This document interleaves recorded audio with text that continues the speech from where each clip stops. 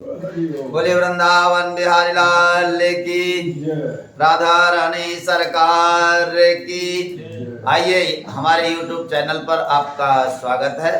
हमारे इस YouTube channel पर आपको नित्य नई जानकारी, गूढ़ विषयों का गहन अध्ययन करने को मिलेगा एवं जानकारी मिलेगी। तो आइए, हमारे इस YouTube चैनल में प्रवेश करने के पहले आप हमारे इस YouTube चैनल को सब्सक्राइब कर लें और शेयर भी करें, ताकि आपके मित्र, आपके बंधुगण सभी इस वीडियो का लाभ उठा सकें। तो आइए, आज का विषय है हमारा जिज्ञासा और जानने योग्य बातें। विषय कौन सा ऐसा विषय है जो हमारे जिज्ञासा के अंतर्गत आता है, जिसे हम जानना चाहें या जानने योग्य हो, ऐसा कौन सा विषय है? तो आइए इस विषय में विचार करते हैं। शरीर और आत्मा जिज्ञासा के विषय है। प्रकृति जिज्ञासा का विषय है। ईश्वर जिज्ञासा का विषय है भी और नहीं भी, ये दोनों बातें हैं।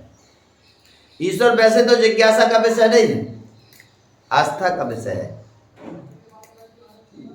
मगर जो शास्त्र और संत में आस्था रखते हैं, उनके लिए ईश्वर भी जिज्ञासा का विषय है, जानने का विषय है। वैसे ईश्वर के जानने के बाद में ईश्वर रह जाता है, ज्ञान नहीं रह जाता है। जानना अर्थात ज्ञान अर्जित करना। तो ज्ञान तो किस विषय का होता है? आइए पहले इस विषय में अपन चर्चा करते हैं। पहले अपन इस विषय में चर्चा करते हैं कि ऐसा कौन सा विषय है जिसको हम पूर्ण रूप से जान सकते हैं। ऐसा कोई विषय क्या है? यदि है तो उसका पूर्ण ज्ञान हम अर्जित करें, कितना समय लगेगा और क्या यह संभव है? दोनों बातों को विचार करें तो हम देखेंगे कि ना तो हम पूर्ण रूप से किसी ज्ञान को प्राप्त कर सकते हैं और ना ही उतना हमारे पास समय है, क्योंकि हमारे कलयुग में अल्पायु होती है मनुष्य की। जैसे सतयुग, द्वापर, त्रेता में मनुष्य की आयु पूर्ण होती थी, ऐसे कलयुग में पूर्णतः आयु बदलाई नहीं गई और उस आयु के कारण हम उस अवधि तक नहीं पहुंच पाते जहां तक संपूर्ण ज्ञान अर्जित कर सके। जैसे कि किसी भी विषय का संपूर्ण ज्ञान अर्जित करना साधारण बात नहीं। ज्ञान एक कहना चाहिए कि अखंड अपूर्ण विषय है, जिसकी पूर्णता शायद एक व्यक्ति के द्वारा ना हो सके। तो आइए इस विषय में जानते हैं। पहले तो हम जानेंगे परमात्मा और आत्मा और शरीर। इन तीन विषयों में से कौन सा हमारे जानने योग्य है, इस विषय में चर्चा करते हैं, फिर उस विषय में अंदर जाएंगे। तो जानने योग्य आत्मा और परमात्मा। तो परमात्मा तो जानने योग्य नहीं है, आस्था का विषय है, हमारे जानने का विषय है, क्योंकि परमात्मा के विषय में हम किसी भी प्रकार से कोई भी जानकारी हमारे पास नहीं है। हम इतना जानते हैं कि ईश्वर है, वह कहाँ रहता है, कैसा है, क्या करता है, इस विषय में हमारे पास में शास्त्रों के कहे अनुसार जो तत्व हैं, जो जानकारी है, वही है। अनुभव के रूप में ईश्वर का कभी कभी अनुभव होता है, वह कहलाया। बाकी अधिक जानकारी ईश्वर के विषय में नहीं है। हाँ, तो ईश्वर आस्था का विषय है। तो आइए, आत्मा और शरीर। शरीर और आत्मा में जानने योग्य क्या है? शरीर 5 तत्वों से बना है, अर्थात तो यह प्रकृति का स्वरूप है। आत्मा ईश्वर अंश, जीव अविनाशी, यह ईश्वर का अंश है, अखंड है, निराकार है, निर्विकार है। और 5 तत्वों से बना यह शरीर विकारी है और स्थूल है, जड़ है। और ध्यान रखिएगा कि ज्ञान हमें यदि मिलेगा तो जड़ वस्तु का ही मिलेगा। जो चेतन है उसका ज्ञान नहीं होता। उसका ज्ञान हो जाने पर चेतन रह जाता है, ज्ञान नहीं रह जाता। ज्ञान यदि मिलता है तो जड़ वस्तु का मिलता है, अर्थात ज्ञान हम शरीर का अर्जित कर सकते हैं, प्रकृति का ज्ञान अर्जित कर सकते हैं। आत्मा का ज्ञान, आत्म तत्व को अर्जित नहीं कर सकते। आत्म तत्व का ज्ञान होने पर ज्ञान नहीं रहता, आत्मा रह जाता है, ईश्वर बचता है। इसी प्रकार ईश्वर का ज्ञान होने पर ज्ञान नहीं रहता, ईश्वर शेष रह जाता है। तो आज तक अभी आपने देखा होगा कि कोई भी व्यक्ति आत्मा या ईश्वर का ज्ञान प्राप्त करके वह आपसे प्रवचन करने या आपको बताने के उद्देश्य से आपको उसका ज्ञान नहीं दे पाता है, कारण कि वह उसके पास वह ज्ञान नहीं रह जाता, केवल ईश्वर रह जाता है, अर्थात तो वह ज्ञान लुप्त हो जाता है। ज्ञान यदि हम अर्जित करना चाहें तो प्रकृति का ज्ञान हम अर्जित कर सकते हैं। प्रकृति के अंतर्गत ही यह शरीर आता है, हम शरीर का ज्ञान ले सकते हैं, मगर आत्मा का ज्ञान नहीं ले सकते, आत्म तत्व को जान नहीं सकते। आत्म तत्व को जानने के बाद में हमारे पास ज्ञान नहीं रहेगा, आत्म तत्व रह जाएगा, अर्थात ईश्वर रह जाएगा, जो कि विषय वाणी का नहीं है, ईश्वर वाणी का विषय नहीं है। ईश्वर को वाणी से बखान नहीं किया जा सकता, ईश्वर को ज्ञान से देखा नहीं जा सकता। ईश्वर अनंत है, उसकी सृष्टि अनंत है, वह अक्रिय है, किसी प्रकार की क्रिया रूप उसमें नहीं है। इसी प्रकार आत्म तत्व है, आत्मा में क्रिया नहीं होती, शरीर में क्रिया होती है। शरीर के तत्वों को हम जान सकते हैं। अब शरीर हमारी आत्मा से अलग है, या हम में शरीर है, या मैं शरीर हूं, या हम में शरीर है, इस बात में थोड़ा चर्चा करते हैं। आइए देखते हैं इस विषय को। शरीर से देखते हुए हम पाएंगे कि मैं हूं, मैं हूं अर्थात तो मैं किस स्थान में हूं, इस स्थान का परिचय होगा। मैं हूं, इसमें स्थान जुड़ जाएगा, मैं अमुक स्थान पर हूं, अर्थात मैं और हूं दो शब्द हैं, दोनों अलग अलग हैं। इसमें मैं तो शरीर है और हूं आत्मा, क्योंकि दोनों अलग अलग हैं। शरीर आत्मा से अलग है, यह तो स्पष्ट ही है, अनुभव भी होता है कभी कभी, और इस बात को हम कहते भी हैं, सिद्धांत में भी आता है और व्यवहार में भी ऐसा आता है, मगर व्यवहारिक रूप से हम इसे स्वीकार नहीं कर पाते। जैसे कि हमारे हाथ में चोट लगी हुई है, भाई बताइए, हमारे हाथ में, मान लो हमारे हाथ में चोट लगी हुई है, अर्थात इसका तात्पर्य है कि हमारा हाथ हमारे से अलग है, हमारे में नहीं, हमारे हाथ में। हमारे माने हमारे हाथ में, हमारे पेन में स्याही नहीं है, हमारी पुस्तक फट गई है, वह पुस्तक हम में नहीं है, या हम पुस्तक में नहीं है, हमारी है। हमारा मोबाइल खराब हो गया है, अनेक उदाहरण लें, हमारी पुस्तक गंदी हो गई है, हमारी पुस्तक अच्छी है, हमारा चार्जर खराब हो गया है, काम नहीं कर रहा है, इत्यादि इत्यादि बातें जो कि हमारी हैं, हमसे अलग हैं, हम में नहीं है, हम उनमें नहीं। ठीक इसी प्रकार हम बोलते हैं हमारे हाथ में चोट लगी है, अर्थात हमारे हाथ में, हम में नहीं, हाथ हम में नहीं है, हाथ है ना शरीर, शरीर में चोट लगी है, हम में चोट नहीं लगी। तो कहने यहाँ एक स्पष्ट हो जाता है कि शरीर हमसे अलग है, हाथ हमसे अलग है, हम हाथ नहीं है, हम सिर नहीं है, हम बाल नहीं है, हम पैर नहीं है, हम आत्मा है। आत्मा हमसे अलग है, मगर व्यवहारिक दृष्टि से हमने उसको अपने में स्वीकार कर लिया है, हम में ना होने के बाद भी हम उसे अपने में मान रहे हैं। यही भ्रमात्मक बुद्धि हमारी, और जो शरीर में है आत्मा है, तो शरीर में जो आत्मा है वह भ्रमित होकर के भ्रमित बुद्धि के द्वारा शरीर को अपना स्वरूप मान लेती है, अपने शरीर को वह विलय कर देती है शरीर में, जबकि शरीर और आत्मा दोनों अलग अलग विषय है। शरीर तुम्हारा जड़ है और आत्मा सूक्ष्म चैतन्य है। जड़ और चैतन्य की दोस्ती नहीं हो सकती, जड़ वस्तु चैतन्य को बांध नहीं सकता, चैतन्य में जड़ बंध नहीं सकता, मगर बिना जड़ के चैतन्य की सत्ता नहीं रहती, जड़ भी चैतन्य भी जड़ में ही रहता है। जैसे कि बिना शरीर के आत्मा नहीं रहती, शरीर के जो अवस्थाएं होती हैं, 3 अवस्थाएं होती हैं, उन 3 अवस्थाओं में से किसी भी अवस्था में चैतन्य रहेगा। जैसे जड़ शरीर हमारा जो स्थूल शरीर है, सूक्ष्म शरीर और कारण शरीर, इन तीनों शरीर में से किसी न किसी शरीर में आत्मा उपस्थित रहती है। तो कहने का तात्पर्य कि जड़ चैतन्य अलग अलग हैं और अलग के साथ में एक भी है। ठीक जिस प्रकार शक्कर और पानी दोनों अलग अलग तत्व हैं और दोनों अलग अलग होने के बाद भी यदि शक्कर को पानी में डालें तो घुल जाएगी, एक हो जाएगा, उसमें किसी प्रकार का भेद नहीं रहेगा, उसके स्वाद में परिवर्तन आ जाएगा, स्वाद में मिठास आ जाएगी, पानी में जो स्वाद है उस स्वाद में परिवर्तन हो जाएगा। मगर यदि हम स्वतः चाहें कि शक्कर और पानी को अलग अलग कर दें तो कुछ विधियों का प्रयोग करके उनको दोनों को अलग अलग किया जा सकता है।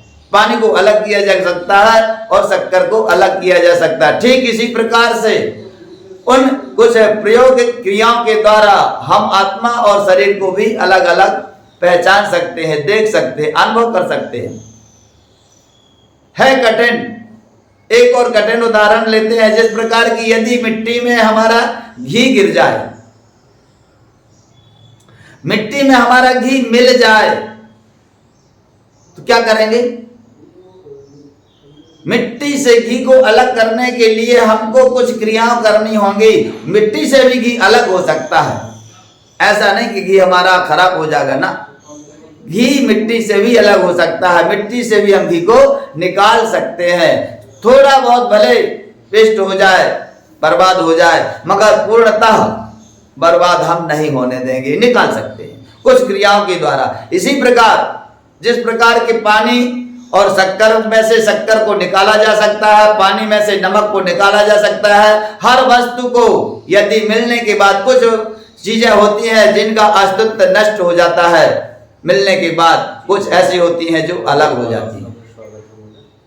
तो जो अलग हो जाती है उन वस्तुओं को हम अलग कर सकते हैं। ठीक इसी प्रकार हमारी आत्मा और परमात्मा से, शरीर से आत्मा को हम अलग देख सकते हैं, अनुभव कर सकते हैं, पहचान सकते हैं। उस आत्म तत्व का अनुभव करने के लिए हमें कुछ भगवान के द्वारा वर्णित, शास्त्रों के द्वारा वर्णित क्रियाओं में घुसना होता है।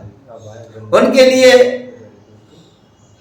हमारे शास्त्रों में ऋषि मुनियों ने अनेक क्रियाएं बताई हैं, यौगिक क्रियाएं बताई हैं, उनका उपयोग किया जा सकता है। जैसे कि रासायनिक क्रियाओं के द्वारा पदार्थ को जब अलग अलग किया जाता है तो रासायनिक क्रियाओं का उपयोग करके उन्हें अलग अलग किया जाता है। रासायनिक क्रियाओं का उपयोग अनेक वस्तुओं को, अनेक पदार्थों का अलग अलग देखना, उनको गुणों को पहचानना, अलग अलग क्रियाएं होती हैं। इसी प्रकार शास्त्रों में भी जड़ और चैतन्य को अलग अलग निकालने के लिए यौगिक क्रिया होती हैं। वो यौगिक क्रिया 3 प्रकार की होती है। पहला तो होता है कर्मयोग, दूसरा होता है ज्ञान योग, तीसरा होता है भक्ति योग। इन तीनों योगों का अनुसरण करके तीनों के द्वारा किसी में एक में आरूढ़ होकर के और हम इनको पहचान सकते हैं, अलग अलग देख सकते हैं, एक में स्थिर हो सकते हैं। और जब एक में स्थिर हो जाएंगे तो हमारा जो जड़ शरीर है, जड़ शरीर का जो ज्ञान है वह ज्ञान शेष रह जाता है, चैतन्य शेष नहीं रह जाता, चैतन्य ईश्वर में मिल जाता है। इस प्रकार ईश्वर और जीव, आत्मा और परमात्मा एक हैं, जड़ शरीर जो है अलग है। ठीक इसी प्रकार जिस प्रकार हमारा शरीर आत्मा से अलग है, ठीक इसी प्रकार हमारे जिसमें हम जो लिप्त हैं, जिन वस्तुओं में हम अपने इच्छाएं रखते हैं, जिन वस्तुओं की हम पाने की इच्छा रखते हैं, जिन वस्तुओं में हम मोह रखते हैं, वो भी सभी वस्तुओं से हम अलग हैं। और उन वस्तुओं से अलग होते हुए भी हम उनको अपना मान लेते हैं। जैसे कि घर, परिवार, धन, जायदाद, कहते तो है कि हमारा है, मेरा है, मगर मैं नहीं हूं, जिस प्रकार आत्मा और शरीर अलग है, यह संवाद ईश्वर को पहचानने, आत्मा को पहचानने के लिए है, ना कि आपको गृहस्थ जीवन को मिटाने के लिए। मान लीजिए इसके जो उदाहरण हम दे रहे हैं, तो ऐसा नहीं है कि आप उन उदाहरणों के द्वारा अपने गृहस्थ जीवन को मिटा दो ना। ईश्वर को पहचानो, आत्मा को पहचानो और ईश्वर की ओर आपका आकर्षण हो। गृहस्थ जीवन का विधिवत परिपालन करते हुए भगवान की ओर आकर्षण हो, भक्ति की ओर आपकी बुद्धि हो, सद बुद्धि उत्पन्न हो। यही उद्देश्य को लेकर के और इस विषय में चलते हैं। जैसे कि हम कहते हैं कि हमारा घर है, हमारी जमीन है, हमारा परिवार है, लड़का बच्चा, पति पत्नी, एक दूसरे सब हमारे हैं, हम ऐसा कहते हैं, मगर हम उनमें नहीं होते और ना वे ही हम में होते हैं। हमारी जो बुद्धि होती है, विषयात्मक बुद्धि और सम बुद्धि नहीं होती। सम बुद्धि ना होने के कारण हम सबको अपना मानते हैं, और यदि हम सबको ईश्वर के रूप में देखें, ईश्वर का माने, हम समानता का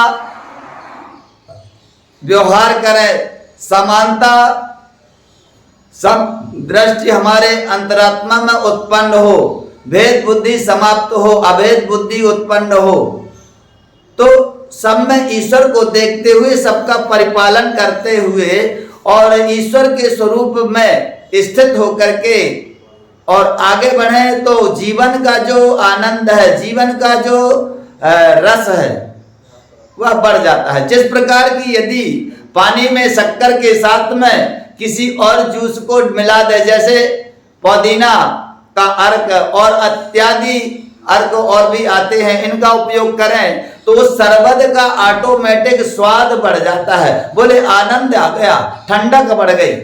जैसे पुदीना का रस मिला दें और संतरे का रस मिला दें, जो आते हैं आजकल मार्केट में, इनका यदि उपयोग करते हैं तो शरबत का स्वाद चेंज हो जाता है। ठीक इसी प्रकार यदि हम परिवार को ईश्वर के रूप में देखते हैं, ईश्वर का मान के उनका परिपालन करते हैं, तो जो हम करते हैं वह सारा कर्म हमारा भक्ति में हो जाता है। तो भक्ति में एक सरल उपाय, गृहस्थ जीवन के लिए भगवान की ओर ले जाने का सरल उपाय मैं आपसे बता रहा हूं। तो सारा जीवन हमारा भक्ति में हो जाता है। जो भी हम सत्कर्म करते हैं वह ईश्वर के लिए हो जाता है। ईश्वर के लिए हो जाने पर बुद्धि हमारी जो है सात्विक हो जाती है। एक बात और ध्यान दीजिए कि सात्विक बुद्धि, तामसिक बुद्धि, राजसिक बुद्धि, सत रज तम, ये तीन गुण हैं। तीन गुणों से बुद्धि में भी प्रभाव पड़ता है, प्रकृति में भी प्रभाव पड़ता है, दृष्टि में भी प्रभाव पड़ता है। तो इन तीन गुणों में से सामान्य रूप से सत्गुण को ही ग्रहण करना चाहिए। देखिए पृथ्वी में, सृष्टि में अनंत पदार्थ, अनंत प्रकृति के स्वरूप है। ज्ञानी जन सब कुछ में दृष्टि डालते हैं, मगर ग्रहण कौन सी करते हैं? जो योग्य होती है, जो उनके महत्व की होती है, जो उनके लायक होती है, उपयोग में लाने योग्य होती है, उसको ग्रहण करते हैं। और जो उपयोग में लाने योग्य नहीं होती है उसका त्याग कर देते हैं।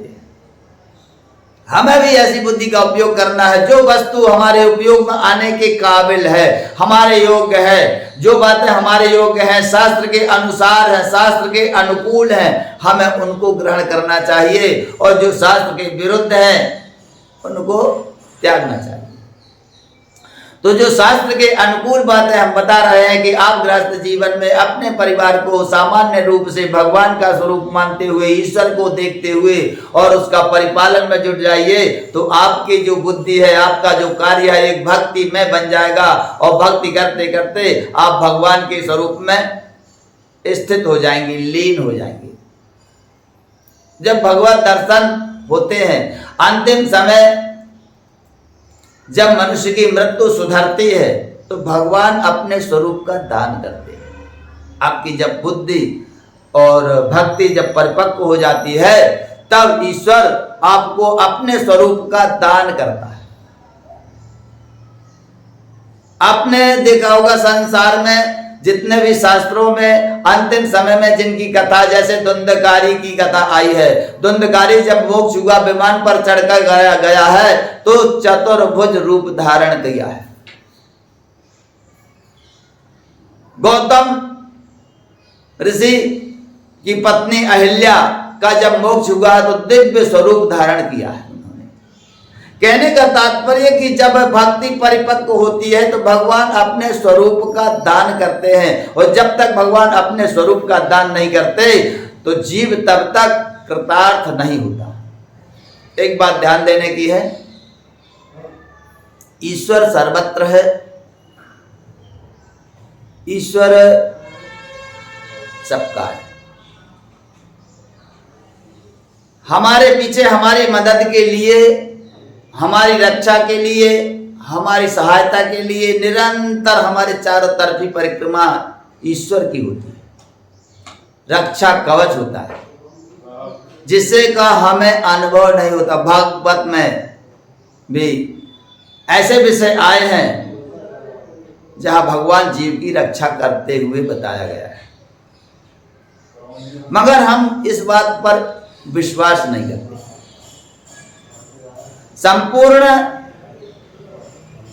परिवार, संपूर्ण मित्रगण जब साथ छोड़ देते हैं तब भी ईश्वर आपके साथ होता है, और जब सभी साथ होते हैं तब भी ईश्वर आपके साथ होता है। मगर समस्या यहाँ उत्पन्न होती है, जब हमें सबका साथ मिलता है तब हम ईश्वर का साथ छोड़ देते हैं, और जब हमको किसी का साथ नहीं मिलता तब हम ईश्वर की ओर जाते हैं। माता कुंती ने बार बार भगवान श्री कृष्ण से यही कहा है कि प्रभु हमारे परिवार में हमारे ऊपर संकट आते रहे, विपदा आती रहे, ताकि हम आपकी याद करते रहे। बड़े बड़े गूढ़ रहस्य भागवत में, गीता में भरे पड़े हैं, जिनको एक एक विषय में यदि हम मनन करें तो बहुत समय लगेगा। गीता में अध्यात्म भरा पड़ा। भगवान ने गीता में अर्जुन को उपदेश दिया है,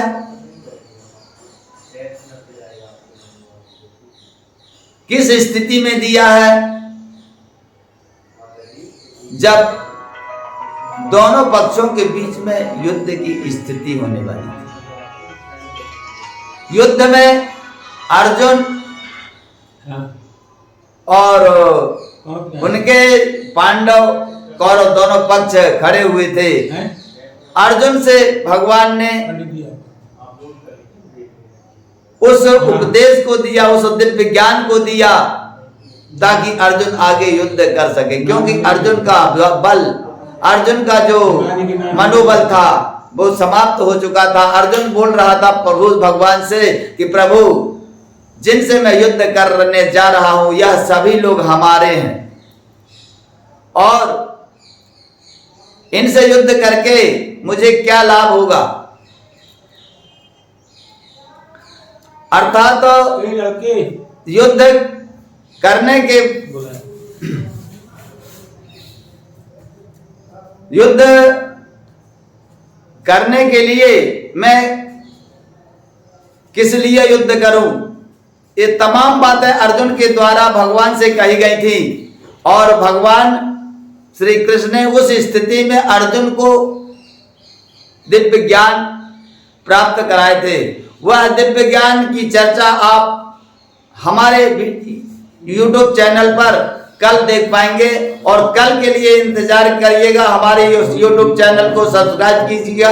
आज का वीडियो हम यहीं समाप्त करते हैं, और कल इसी समय आपको गीता से संबंधित भगवान श्री कृष्ण ने युद्ध के समय अर्जुन को उपदेश क्यों दिया है, किस रहस्य से पर्दा उठा करके अनेक गीता के जो रहस्यात्मक विषय है उनमें चर्चा करेंगे और आपको एक दिव्य ज्ञान से, दिव्य जानकारी से परिचित कराएंगे। तो आइए हमारे इस वीडियो को लाइक कीजिएगा और सब्सक्राइब करके YouTube चैनल को शेयर भी करें ताकि आपके मित्रगण भी आपके इस वीडियो को देख सकें। धन्यवाद।